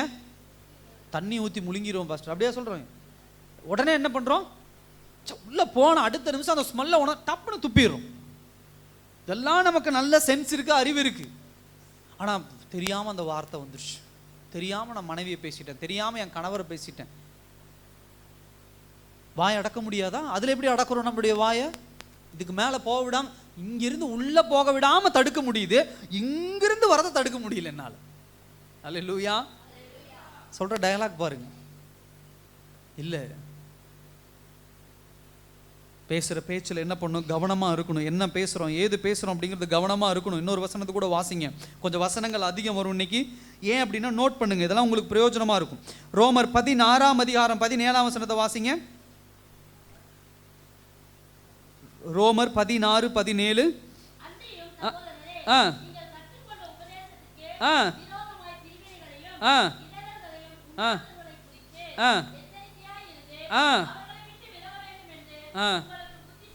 ஹல்லேலூயா. எச்சரிக்கையா இருந்து அவர்களை விட்டு என்ன பண்ணணும், விலக வேண்டும் என்று. கவனிங்க, நீங்கள் கற்றுக்கொண்ட உபதேசத்திற்கு விரோதமாய் பிரிவினைகளையும் இடர்களையும் உண்டாக்குகிறவர்கள். நீங்க எந்த இடத்துக்கு போனாலும் நீங்க கற்றுக்கொண்ட தேவ சத்தியம், வேத வசனத்திற்கு இடையூறு உண்டாக்குற மாதிரி ஒரு ஃப்ரெண்ட்ஷிப் அங்க வருது, ஒரு நட்பு வட்டாரம் அங்க வருது, அங்க ஒரு உறவு வருது அப்படின்னு சொன்னா முதல்ல என்ன பண்ணணும், எச்சரிக்கையா இருந்து அவர்களை விட்டு என்ன பண்ணணும், விலக வேண்டும். இந்த புறம் பேசுறது, அவதூறு பேசுறது மாத்திரமல்ல, உங்க வாழ்க்கைக்கு ஆசீர்வாதம் வேணும், பரலோகம் போகணும்னா இந்த மாதிரியான கேரக்டர்ஸை விட்டு விலகி போயிடணும். சத்தியத்தை அறிவிங்க நான் வேண்டான்னு சொல்லல, சுவிசேஷத்தை அறிவிங்க நான் வேண்டான்னு சொல்லல. ஆனா அவங்க இதே ஒரு காரியத்தை வச்சிருக்கும் போது அப்படிப்பட்ட ஃப்ரெண்ட்ஷிப்புக்குள்ள இருக்கக்கூடாது. ஆண்கள் ஃப்ரெண்ட்ஷிப்பா இருக்கு, நண்பர்கள் வட்டாரம் எப்படி இருக்கு யோசிங்க. பெண்கள் உங்களுடைய நண்பர்கள் வட்டாரம் எப்படி இருக்குது யோசிங்க. எப்படி ஒரு குடும்பத்தை கட்டுகிற ஒரு நண்பர்களாக இருக்கிறாங்களா, இல்ல ஒரு குடும்பத்தையோ ஒரு ஊரையோ ஒரு வீட்டை இடித்து போடுகிற ஒரு நண்பர்களாக இருக்கிறாங்களா? ஃப்ரெண்ட்ஷிப், அந்த நண்பர்கள் வட்டாரங்கிறது ரொம்ப முக்கியம். பழக்கம் தோஷம் அப்படிங்கிறது ரொம்ப முக்கியம். நான் அதுக்காக நண்பர்களே வேண்டான்னு சொல்லலை, நானும் நண்பர்களை வச்சிருக்கிறேன். இங்கே இருக்கிற எத்தனை பேர் என்ன பார்த்துருக்கிறீங்க, ஃப்ரெண்ட்ஸோட நிறைய நேரம் சுற்றுனதை நீங்கள் பார்த்துருக்கிறீங்க. நான் அதிகம் அப்படி வெளியே போகிறதும் கிடையாது. இங்கேயும் நண்பர்கள் இருக்கிறாங்க, எனக்கு திருச்செங்கோட்டில் இருக்காங்க, ஈரோட்டில் இருக்காங்க, எஸ்பிபி காலனியில் இருக்காங்க, படித்ததெல்லாம் இங்கே தான். ஏகப்பட்ட நண்பர்கள் இருந்தாங்க. ஒரு நாள் போயிட்டு வந்துட்டு தான் இருந்தேன். பட் நான் ஒரு காலத்தில் புரிஞ்சுக்க ஆரம்பித்தேன். என்ன அப்படின்னா, அவர்களோடு போகும்போது ஃபர்ஸ்ட் அவங்க எப்படி ஃபீல் பண்ண ஆரம்பிச்சிடுறாங்க அப்படின்னு சொன்னால், நான் ஏதோ வேற ஒரு ஆள் மாதிரி பார்க்க, நான் ஆண்டவருக்குள்ளே இருக்கிறனால சில காரியங்களை என்னால் பங்கு கொள்ள முடியலை. இன்னைக்கு கூட ஒரு குரூப் இங்கிருந்து ஒரு இடத்துக்கு போயிருக்கிறாங்க, ஃப்ரெண்ட்ஸ் எல்லாமே அவங்க ஃபேமிலியோடு என்ன பண்ணியிருக்காங்க, போயிருக்கிறாங்க. போன 2 வாரத்துக்கு முன்னாடி ஏற்காடு போனாங்க. என்னால் அவங்களோட கலந்து கொள்ள முடியல. நல்ல ஒரு நண்பர்கள் தான் அவங்க, ஃப்ரெண்ட்ஸ் தான் அவங்க, என்னால் கலந்து கொள்ள. ஏன்? எனக்கு சபை முக்கியம். இதை விட்டுட்டு, ஏன்னா அவங்களுக்கு ஞாயிற்றுக்கிழமை லீவுன்னு அவங்க போயிட்டாங்க. ஏன்னா சபை விட்டுட்டு நான் என்ன பண்ண முடியாது, போக முடியாது. கொஞ்ச நாளைக்கு முன்னாடி ஒரு ஃபங்க்ஷன் நடந்தது. அப்போ அதுக்கு முன்னாடி சொன்னாங்க, அதுக்கு முந்தின நாள் வந்துருப்பா, சில பார்ட்டிஸ் இருக்கு, வந்து கலந்துக்கோ அப்படின்னாங்க. எல்லாரும் வந்து கலந்துட்டு ஜாலியாக என்ஜாய் பண்ணாங்க, சந்தோஷமா இருந்தோம்னு சொன்னாங்க. நான் போகலை, அதுலேருந்து என்னை ஒதுக்கிட்டாங்க. இப்போ இதுக்கு நான் என்ன விஷயம் சொல்லலாம் அப்படின்னு சொன்னால், நான் அந்த இடத்துக்கு போனேன், நான் இல்லை சுவிசேஷம் சொல்ல போகிறேன், இல்லை அங்கே போய் நான் குடிக்க மாட்டேன், நான் இந்த மாதிரி பேச மாட்டேன், இந்த இடத்துக்கு நான் வரமாட்டேன் அப்படின்னு அவர்கள் இருதயத்தை காயப்படுத்துவதை காட்டிலும் விட்டு கொஞ்சம் விலகி இருக்கிறதுல தப்பு கிடையாது. அல்லேலூயா. விலகினா அவங்களோட சண்டை போட்டு விலகி இருங்கன்னு நான் சொல்லலை. நான் கற்றுக்கொண்ட உபதேசம், நான் தேவனுக்குள்ள இருக்கக்கூடிய பக்தி வைராக்கியத்துக்கு இடைஞ்சல் வர மாதிரி இருக்கா, இல்லை நீங்கள் போயிட்டு வாங்க, சந்தோஷமா போயிட்டு வாங்க. அவங்களோட உட்கார்றதுல கொஞ்சம் அவங்க போய் உட்கார்ந்தாவே அவங்க வேற மாதிரி பேசிட்டு இருக்காங்க அப்படின்னா, வாங்க வந்து உட்காருங்க அப்படி. இல்லை நீங்கள் உட்காருங்க, எனக்கு கொஞ்சம் ஒரு வேலை இருக்கு, நான் கிளம்பி போகிறேன். ஸோ இந்த விஷயம் ரொம்ப என்ன பண்ணும், கவனமாக இருக்கணும். அடுத்த பாயிண்ட், உங்கள் வாழ்க்கையை அர்த்தமுள்ள வேலைகளால் என்ன பண்ணுங்க, அர்த்தமுள்ள வேலைகளால் நிரப்புங்க. ஒரு வசனத்தை கூட எடுத்து வாசிங்க. 1 தீமோத்தேயு 5ஆம் அதிகாரம் 13ஆம் வசனம் 14ஆம் வசனத்தை வாசிங்க. 1 தீமோத்தேயு 5, 13, 14. ஆ ஆ ஆ ஆ ஆ ஆ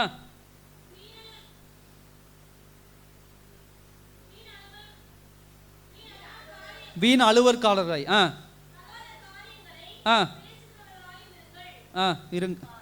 இருப்பார்கள். சரி, இப்போ என்ன நடக்குது அப்படின்னு சொன்னால், இது யாரை குறித்து பேசுது அப்படின்னு சொன்னால், விதவைகளை குறித்து என்ன பண்ணுது பேசு. நல்லா கவனிங்க. இது விதவைகள் மாத்திரம் தான் பண்ணுறாங்களான்னு உடனே விடோஸ் மாத்திரம், விதவைகள் மாத்திரம் தான், கணவனை இழந்தவர்கள், மனைவி இழந்தவங்க தான் இப்படி பண்ணிக்கிட்டு இருப்பாங்க அப்படின்னு நம்ம பிரிச்சுக்கூடாது. நம்மளும் இந்த காரியம்லாம் பண்ணாதவங்க கிடையாது. இந்த காரியத்தை ஒரு காலத்தில் நம்ம பண்ணிட்டு இருந்திருக்கலாம். அப்போ பார்க்குற நம்ம வீட்டை விட்டுட்டு ஒரு அம்மாவை காணும் அப்படின்னா, அந்த அம்மா அந்த வீட்டில் தேடாத, அந்த அம்மா வீட்டில் தேடு. சொல்கிறோமா இல்லையா?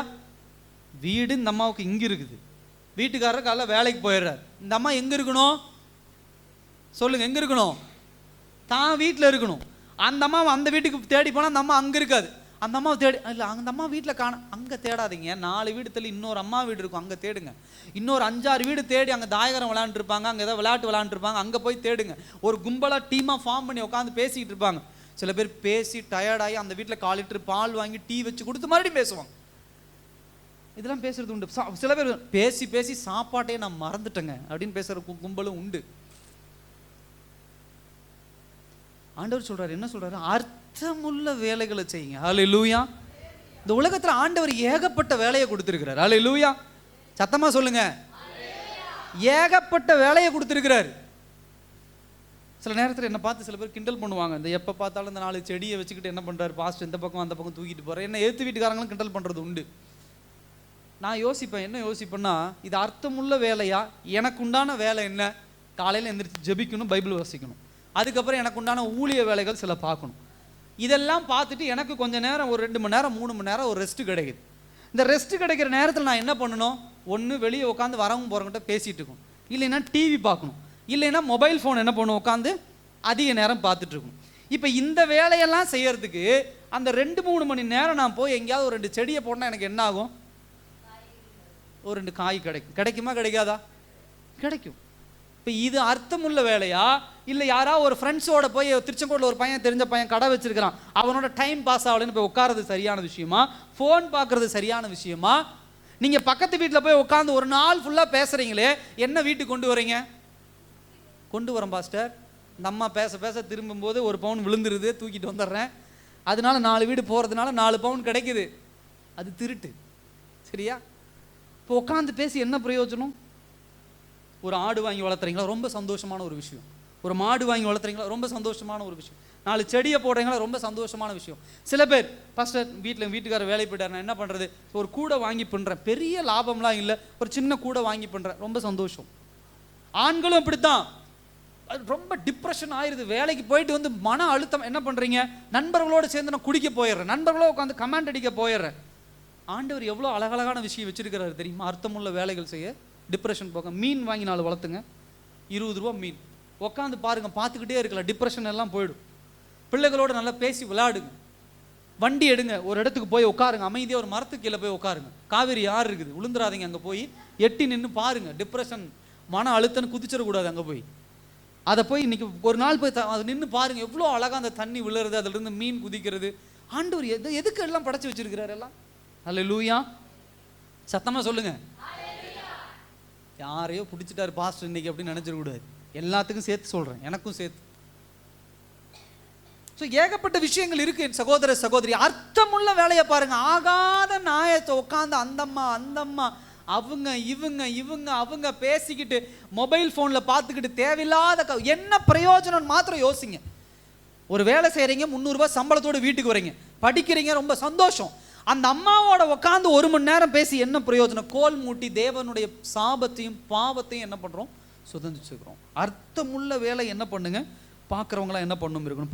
அப்போஸ்தலனாகிய பவுல் அழகாக அந்த விஷயத்தை என்ன பண்ணுறாரு சொல்கிறார். அடுத்தது, இதுலேயே டைம் ஆயிடுச்சுன்னா அடுத்தது வேற நான் போகணும். அடுத்த விஷயம் என்ன, நான் சீக்கிரம் முடிக்கிறேன். மற்றவர்களை பற்றி தகவலை பகிர்ந்து கொள்வதற்கு உங்களுடைய உள்நோக்கங்களை ஆராய்ந்து கொள்ளுங்கள். ஹல்லேலூயா. நீங்க ஒருத்தரை பத்தி பேசுறீங்கன்னா உங்க மைண்டுக்குள்ள, உங்க இருதயத்துக்குள்ள அவங்கள குறித்து என்ன வச்சிருக்கிறீங்கிறத ஆராய். ஹல்லேலூயா. இப்போ நான் இந்த தம்பிக்கிட்ட பேசுறேன். இந்த தம்பிக்கிட்ட இந்த தம்பியை குறித்து, சாமுவேலை குறித்து கவின்ட்ட நான் என்ன பண்றேன், பேசுறேன். அப்ப சாமுவேலை குறித்து நான் கவின்ட்ட பேசுறேன் அப்படின்னு சொன்னா, சாமுவேலை குறித்து என் இருதயத்தில் என்ன வச்சிருக்கிறேன்னு ஒரு விஷயம் இருக்கு. அவன் தப்பானவன், அப்படி அவன் இப்படி, இங்கே போனான் அங்கே போனான் அப்படின்னு அவனை குறித்து பேசுகிறேன், கவின்ட்ட நான் பேசுகிறேன் அப்படின்னு சொன்னால், சாமுவேலை குறித்து ஒரு தப்பான எண்ணம் எனக்குள்ளே இருக்குது. அவனை எப்படியாவது கெடுக்கணும், அவன் பேர் கெட்ட பேர் ஆகணும், அவன் நல்லா இருக்கக்கூடாது அப்படிங்கிற ஒரு எண்ணம் இருக்கிறனால தான் கவின்ட்ட நான் என்ன பண்ணுறேன், சாமுவேலை குறித்து எல்லா விஷயத்தையும் பேசுகிறேன். அப்போ என்னுடைய உள்நோக்கம் எப்படிப்பட்ட நோக்கமாக இருக்குது சொல்லுங்க, தப்பு இல்லை சொல்லுங்க, என்று எப்படி இருக்குது? தப்பான நோக்கமா இருக்குது. அப்ப நீங்க ஒருத்தரை பத்தி புறம் பேசுறீங்க, அவதூறு பேசுறீங்க, கோல் மூட்டுறீங்கன்னா அவங்க மேல இருக்கக்கூடிய அபிப்பிராயம் பாஸ்டர் அப்படியா அப்படியா, ஒண்ணு இப்படி ஆட்டுங்க இல்லை இப்படி ஆட்டுங்க, இப்படியே இருந்தா நான் என்ன வச்சுக்குவேன். அவங்க மேல அபிப்பிராயத்துல தான் புறம் பேசுறீங்களா? இல்லை எல்லாம் நல்லா தலையாட்டுங்க. இல்லை, அவங்கள குறித்து இன்னும் பொறாமையாக இருக்கும். எல்லாத்துக்கும் சேர்த்து நான் சொல்கிறேன், அவங்கள குறித்து பொறாமையாக இருக்கும். அவங்க அழிஞ்சு போகணும், அவங்க குடும்பம் சந்தோஷமாக இருக்கக்கூடாது, அவங்க இப்படி இருக்கக்கூடாது, அவங்க அப்படி இருக்கக்கூடாது. இதை எண்ணத்தை வச்சு தான் உள்நோக்கம் ஒரு வேளை என்ன பண்ணியிருக்கலாம். தயவு செய்து கவனிங்க. இங்கே அப்சலோமுடைய உள்நோக்கம், தாவீது தப்பு பண்ணிட்டாரு, அவர் திருந்தணும்னு சொல்லலை. தாவீதினுடைய அரியணை எப்படியாவது தான் பிடுங்கி வைத்துக் கொள்ளணும்னு என்ன நினைக்கிறாரு அப்சலோம், என்ன பண்ணுறாரு, விரும்புகிறார். அடுத்த பாயிண்ட் என்னன்னா, ஒருத்தர் எடுத்து வாசிங்க, நீதிமொழிகள் 20ஆம் அதிகாரம் 19ஆம் வசனம் வாசிங்க. நீதிமொழிகள் 20:19.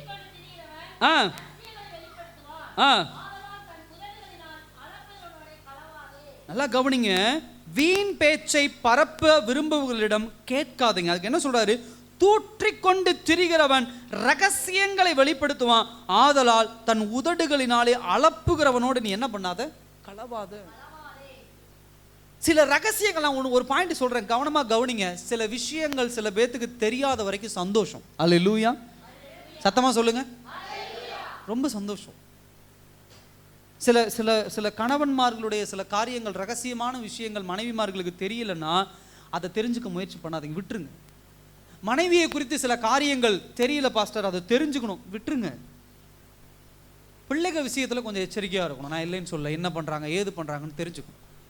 இல்லை, குடும்பங்களில் சில விஷயங்கள் நம்மளால் அட்ரஸ் பண்ண முடிய விஷயங்களாக இருந்தால் செய்யணும். இல்லை என் கணவரை என்னால் இந்த விஷயத்தில் திருத்த முடியாதுங்கன்னா அதை, அந்த ரகசியத்தை தெரிஞ்சுக்கணும். அது என்ன பண்ண போகிறீங்க?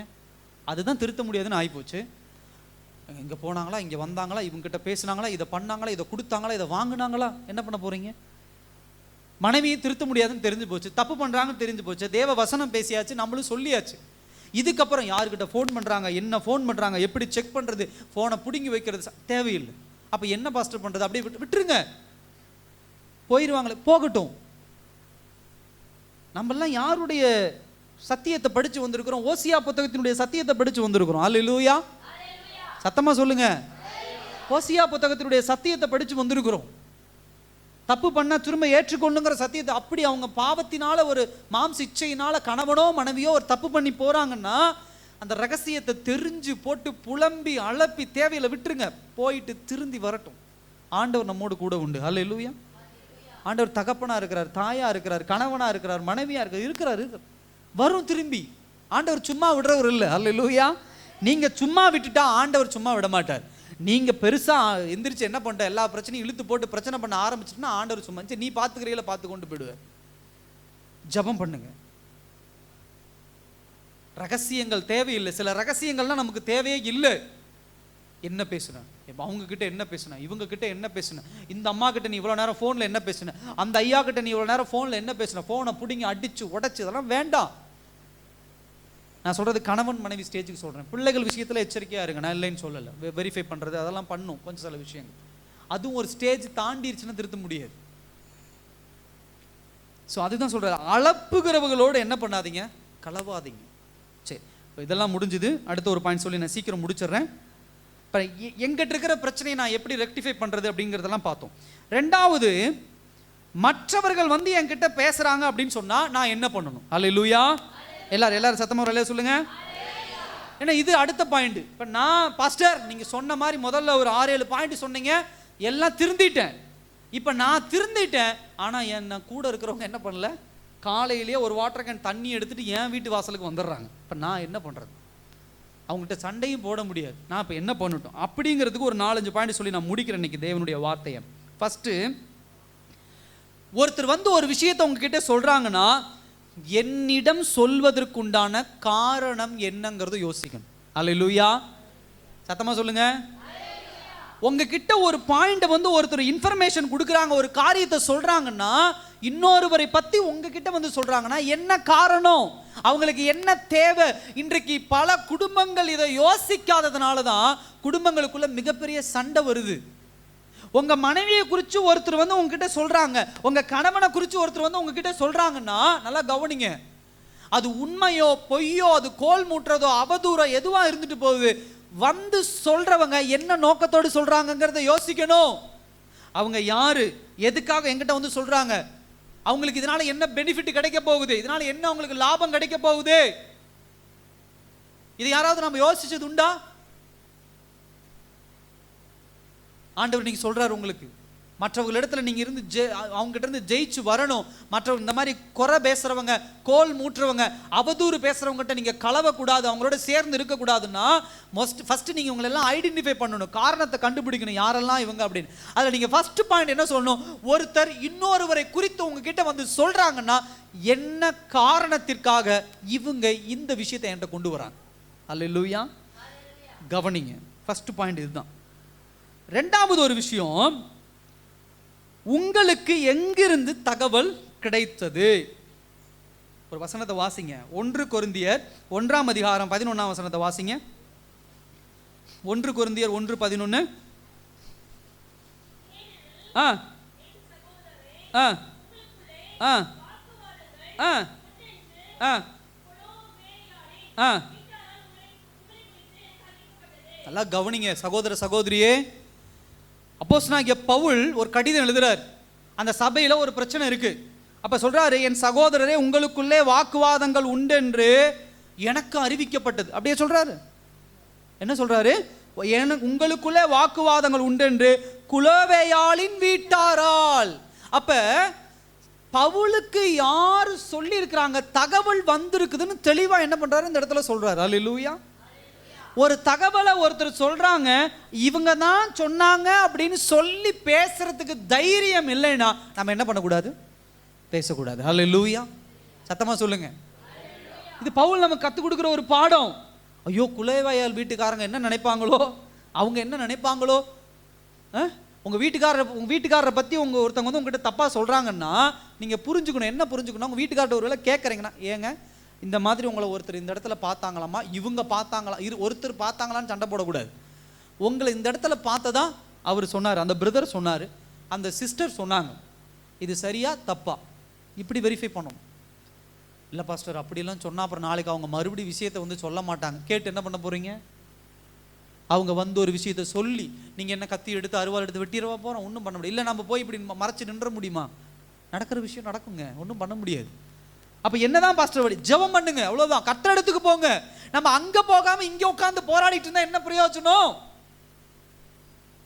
அப்ப யாராவது ஒருவர் வந்து இப்படி கேள்வி கேட்க ஆரம்பிச்சிட்டிங்கன்னா உங்ககிட்ட யாராவது வந்து உட்காந்து பேசுவாங்களா? அல்லேலூயா. அந்த அம்மா வீட்டில் அந்த மாதிரி அப்படியா? உங்களுக்கு யார் இதை சொன்னா? இல்லை இந்த அம்மா சொல்லுச்சு, இந்த அம்மா சொல்லுச்சு. அந்த அம்மாவுக்கு யார் சொன்னா? இல்லை இது இருக்குதாம்மா அவங்க வீட்டில், போய் பார்த்தாங்களாமா? எப்படி பார்த்தாங்களாமா? என்ன எங்கே என்ன சைஸில் பார்த்தாங்களா? எந்த மாதிரி வடிவத்தில் பார்த்தாங்க? இப்படியெல்லாம் கேள்வி கேட்டேன். உங்ககிட்ட வந்து சொன்ன பாரு, இனிமேல் உன் வீட்டுக்கே நான் வரலன்ட்டு என்ன பண்ணிடுவோம் அந்த அம்மா? அல்லேலூயா. தேவையில்லை. இதெல்லாம் கேட்டு கேட்டு தான் சில நேரத்தில் இந்த சினிமாக்கள், நாடகங்கள், இந்த மாதிரி ஆட்களை கேட்டு கேட்டு தான் குடும்பங்களுக்குள்ள ஏகப்பட்ட பிரச்சனை. அந்த சினிமாவிலேயே எதுவும் பார்த்துட்டு வந்துடுவோம். ஒருத்தன் ஃபோனை அப்படி திருப்பி வச்சான், மனைவி சந்தேகப்பட்டால் திருப்பி பார்த்தா இன்னொரு ஃபோன் வந்தது, குடும்பத்திலே பிளவுன்னு. நம்ம வீட்டுக்காரரும் வந்து தெரியாமல் ஃபோன் அப்படி வச்சுட்டு போயிடுவார். உடனே நம்ம அங்கே ஃபோனை வச்ச மாதிரியே இவர் என்ன பண்ணுறாரு, வைக்கிறாரு. சினிமா பார்த்துட்டு ஒரு நாடகம் பார்த்துட்டு வரும், ஃபோனை ஒரு அம்மா அப்படி கட் பண்ணும். கட் பண்ணால் தேவையில்லாத ஒருத்தர் ஃபோன் பண்ணி அவங்களுக்குள்ள ஒரு கனெக்ஷன் இருக்குதுன்னு அது ஒரு ஸ்டோரி தனியாக போயிட்டுருக்கும் அந்த ஸ்டோரி. இந்த அம்மா அதே மாதிரி யாராவது ஒருத்தர் ஃபோன் பண்ணுவாங்க, நம்ம வீட்டம்மா வேலை அவசர அவசரமாக பாவம் செஞ்சுட்ருக்கோம், அப்புறம் பேசிக்கலான்னு இப்படி கட் பண்ணும். உடனே வீட்டுக்காரர் கட் பண்ணுறான், இப்போ யாரோ பண்ணியிருக்கிறாங்க. எப்படி தெரியும்? பார்த்தோம்ல நாடகம் 3வது வாரம் போயிட்டுருக்குல்ல எபிசோடு, அவன் வந்து அவன் போன ஃபோன் தான் கட் பண்ணாங்க. இதே மாதிரி ஒரு அம்மா ஒரு ஸ்டோரி, நான் நிறைய பேர்த்திட்ட கேட்குற ஒரு ஸ்டோரி, ஒரு அம்மா வந்து அந்த வீட்டில் அப்படி நடந்து ஒரு 20 வீடு தண்டி ஒரு வீட்டில் நடக்கும். அந்த ஸ்டோரி கதையை வந்து உங்கள் வீட்டில் சொல்லி நீங்கள் கேட்டு உங்கள் பையனையோ உங்கள் குடும்பத்தில் உங்கள் கணவனையோ மனைவியையோ இப்படி இருக்கலாம். அவர் வரவே மாட்டார், வீட்டில் சாப்பிடவே மாட்டாராம்மா. அவர் அப்பயே புரிஞ்சுக்கணும் அவர் இன்னொரு வீட்டில் இருக்கிறாருன்னு. இந்த அம்மா சொல்லிட்டு போயிடுச்சு. அவர் அன்னைக்கு பார்த்து சொல்லுவார், இன்றைக்கி எனக்கு பசிக்கல, சாப்பாடு வேண்டாம். இவர் எங்கேயும் வெளியே சாப்பிடலான்னு முடிவு பண்ணியிருப்பார். இந்த ஐயா சொல்லியிருப்பேன், நான் வேலைக்கு போய்ட்டு அங்கே இங்கே சாப்பிட்டுக்கிறேங்கிறத. சரி சொன்னால் சண்டை வந்துடும், காசு செலவு பண்ணுறீங்க அப்படின்னு சொல்லி. சரி அதனால இன்டைரக்டாக எனக்கு சாப்பாடு வேண்டான்ட்டு அவர் போயிடுவார். மறைமுகமாக உடனே இந்த அம்மா ஒரு கணக்கு போட்டு வந்த உடனே நைட்டு சண்டை, வீட்டு ஜாமான் எல்லாம் வீட்டுக்கு வெளியே காலி பண்ணுற மாதிரி வந்துடும் எல்லாம். ஸோ இதெல்லாம் ரொம்ப முக்கியமான விஷயம். எங்கேருந்து தகவல் யாருக்கிட்ட என்ன பேசினாலும் இன்னுமே இப்படி கேளுங்க, உங்ககிட்ட இனிமேல் என்ன பண்ண மாட்டாங்க, வர மாட்டாங்க. பவுல் எனக்கு ரொம்ப இந்த வசனம் வாசிக்கும் போது இதில் இப்படி ஒரு பாயிண்ட் இருக்கா, நான் இதை ரெஃபரன்ஸ் மூலிமா எடுத்தேன். அப்போ ரொம்ப காலையில் உட்காந்து யோசிச்சேன், உங்களுக்குள்ளே வாக்குவாதங்கள் உண்டென்று ஏன் சொல்லணும்? குலேவேயாளை பற்றி இந்த அம்மா யாருன்னே தெரியாது. குலேவேயாளுடைய வீட்டை குறித்து வேற எங்கேயுமே எதுவுமே இல்லை. குலேவேயால் ஏதோ வந்து ஒரு பெரிய ஒரு ஞானி, பெரிய ஒரு ஊழியக்காரி அப்படிலாம் எதுவுமே இல்லை. இந்த ஒரு இடத்துல தான் அந்த அம்மாவுடைய பேர் வருது. அப்படி இருக்கும்போது எதுக்கு அந்த பேரை மென்ஷன் பண்ண, தெளிவாக மென்ஷன் பண்ணுறாரு. அல்லேலூயா. அதெல்லாம் நல்ல ஒரு அழகான பாடம். அடுத்தது, நேரடியாக சம்பந்தப்பட்டவர்களிடம் சென்றீர்களா? எடுத்து வாசிங்க. மத்தேயு 18ஆம் அதிகாரம் 15ஆம் வசனம் வாசிங்க. மத்தேயு 18:15.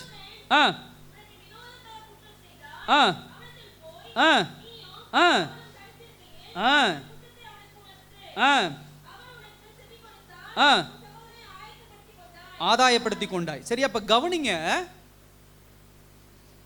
ஒரு பிரச்சனை இருக்கு அப்படின்னா அதை போய் அவங்க கிட்ட தனியாக என்ன பண்ணுங்க, சொல்லி அதை வந்து பிரச்சனையை முடிச்சிடணும்.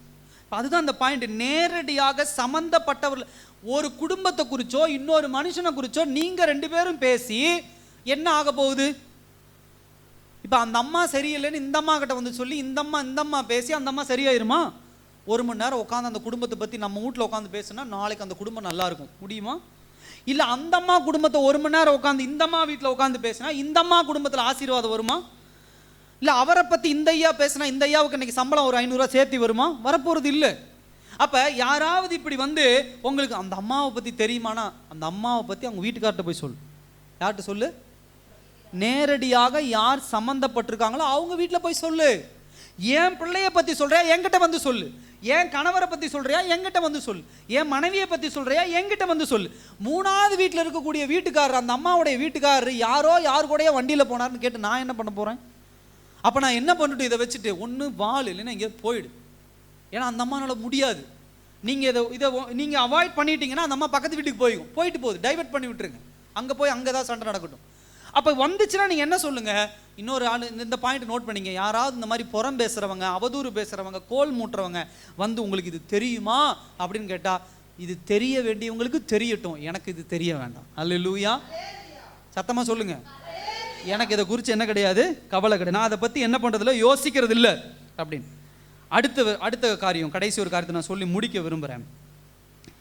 எடுத்து வாசிங்க. நீதிமொழிகள் 18ஆம் அதிகாரம் 17வது வசனம். நீதிமொழிகள் 18:17.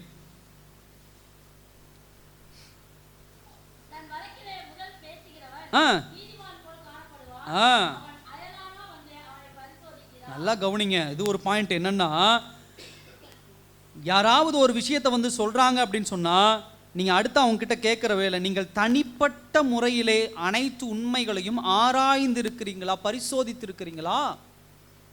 பரிசோதித்து இருக்கிறீங்களா? ஒருத்தன் வந்து உங்ககிட்ட பேசுறானா, அவன் யாரு, அவனை என்னன்னு டெஸ்ட் பண்ணீங்களா? ஒரு அம்மா வீட்டுக்குள்ள விடுறீங்கன்னா அவங்க யாரு, அவங்க என்ன டெஸ்ட் பண்ணோமா? நம்ம பரிசோதிச்சோமா? அவங்க சொல்ற விஷயத்தை டெஸ்ட் பண்ணோமா? அப்படியே பிளைண்டா நம்பிடுறது, கண்மூடித்தனமா நம்பிடுறது. நீதிமொழிகள் அழகா சொல்றாரு, முதல்ல பேசுறவன் எப்படி பேசுவான்? எப்படி பேசுவான்? நீதிமான் போல என்ன பண்ணுவானா காணப்படும். இந்த அம்மா, இந்த ஐயாவோ இந்த அம்மாவோ யாரு புறம் பேசுறாங்களோ அவங்க பேசும்போது தான் குடும்பத்தில் இப்படி ஒரு பிரச்சனையே இல்லாத மாதிரி பேசுவாங்க. அதை அப்படியாது, இந்த மாதிரி நாங்களாம் செத்து போயிடுவாங்க அப்படின்பாங்க, நாங்களாம் உயிரை வாழ மாட்டாங்கண்ணா. அந்த வீட்டை விட ரொம்ப மோசமாக நடந்திருக்கும். இங்கே அந்த வீட்லையாவது ஏதோ ஒரு 10%, இங்கே 100% நடந்துடும். ஒரு குடும்பத்தை குறித்து, ஒரு தாயை குறித்து, ஒரு பிள்ளையை குறித்து, ஒரு தகப்பனை குறித்து இப்படிலாம் பேசும்போது ரொம்ப கவனம். நமக்கு தேவையில்லைங்க. சாபத்தை நம்ம வாங்கிக்கூடாது. நீங்கள் பேசி அது இன்னொரு பக்கம் ஷேர் ஆகி அது இன்னொரு பக்கம் போய் கணவன் மனைவி பிரிஞ்சு அந்த பிள்ளைகள் அனாதை, இப்படி தான். அது கணவன் மனைவிக்குள்ளே ஒரு பிரச்சனை வருதுன்னா அவங்க சண்டை போட்டு அவங்க திரிஞ்சுக்குவாங்க, சேர்ந்துக்குவாங்க. அது என்னமோ நடந்துட்டு போகுது. அவங்க கணவன் தப்பானவரா, அந்த அம்மா அதை சகிச்சுட்டு வாழ்கிறாங்க. ஏன் வாழ்கிறாங்க? குடும்பம். அல்லேலூயா, சத்தமாக சொல்லுங்க. குடும்பம், பிள்ளைகள் இருக்கிறாங்க. எல்லாருக்கும் தெரியும் அந்த விஷயம். அந்த அம்மாவுக்கும் தெரியும், அந்த ஐயாவுக்கும் தெரியும் அந்த குடும்பத்தில் பிரச்சனை இருக்குது, போராட்டம் இருக்குன்னு. ஏன்? என் குடும்பம் வேணும், என் பிள்ளைகளை நான் கரை சேர்த்தணும், என் குடும்பத்தை ஆசீர்வாதமாக நான் கொண்டு போகணும். அது எப்படியோ போயிட்டு போகுது, அது ஒரு பக்கம் போனால் போயிட்டு போகுது. இதனால என் பிள்ளைகள் வாழ்க்கை கெட்டக்கூடாது, இதனால என் குடும்பம், அப்படி அவங்க அதை அந்த நோக்கத்தில் அந்த குடும்பம் வாழ்ந்துட்டு இருக்கிறாங்க. அதை புரியாமல் உட்காந்து நீ பேசிக்கிட்டு எப்படி தான் அந்த அம்மா அந்த ஆளோட வாழுதோ, அந்த ஆள் இப்படி தப்பாக இருக்கிறாரு, எப்படி வாழுது இந்த அம்மா, அந்த ஐயா எப்படி வாழ்றாரு, இந்த அம்மா இப்படி தப்பா, இந்த பக்கம் போன உடனே இப்படி தப்பு தப்பா அந்த அம்மா நடக்குது, எப்படி அந்த ஐயா வாழ்றாரு? நமக்கு எதுக்கு? அந்த ஐயா வாழ்னா நீங்க போய் வாழ போறீங்களா? இல்லை அந்த அம்மா வாழ்னா நம்ம போய் வாழ போறோமா? இல்லை இல்லை.